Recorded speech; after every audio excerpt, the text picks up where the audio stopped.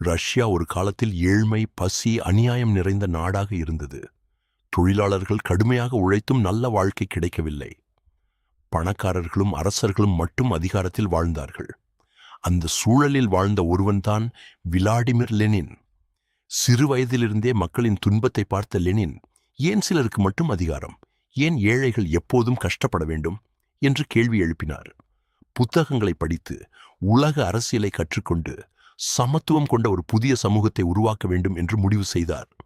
காலம் செல்லச் செல்ல லெனின் மக்களிடம் பேச ஆரம்பித்தார். தொழிலாளர்கள், விவசாயிகள், ஏழைகள் அனைவரும் அவரின் வார்த்தைகளில் நம்பிக்கை கண்டார்கள். அதிகாரம் மக்களுக்கே சொந்தம் என்ற அவரது சிந்தனை நாடு முழுவதும் தீ போல பரவியது. ஆயிரக்கணக்கான மக்கள் அவரை பின்தொடர ஆரம்பித்தார்கள். 1917ஆம் ஆண்டு ரஷ்யாவில் மிகப்பெரிய புரட்சி வெடித்தது. மக்கள் அரசரின் ஆட்சிக்கு எதிராக எழுந்தனர். பல போராட்டங்களுக்கு பிறகு பழைய ஆட்சி முடிவுக்கு வந்தது. உலக வரலாற்றையே மாற்றிய அந்த புரட்சியின் தலைவராக லெனின் உயர்ந்தார். புரட்சிக்கு பிறகு தொழிலாளர்களுக்கும் சாதாரண மக்களுக்கும் உரிமை கிடைக்க வேண்டும் என்று லெனின் பல மாற்றங்களை கொண்டு வந்தார்.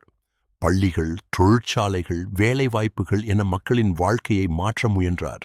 அவரை பலர் ஹீரோவாக பார்த்தார்கள், சிலர் விமர்சித்தார்கள். ஆனால் உலக அரசியலில் மிகப்பெரிய தாக்கத்தை ஏற்படுத்திய மனிதர்களில் ஒருவராக லெனின் நினைவில் வாழ்ந்தார்.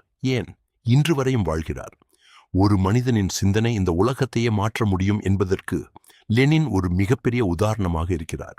இப்பொழுது கமெண்டில் கூறுங்கள் தோழர்களே, விளாடிமிர் லெனின் அவர்கள் ஏழைகளின் ஹீரோவா, இல்லை உலகத்தின் பயமா?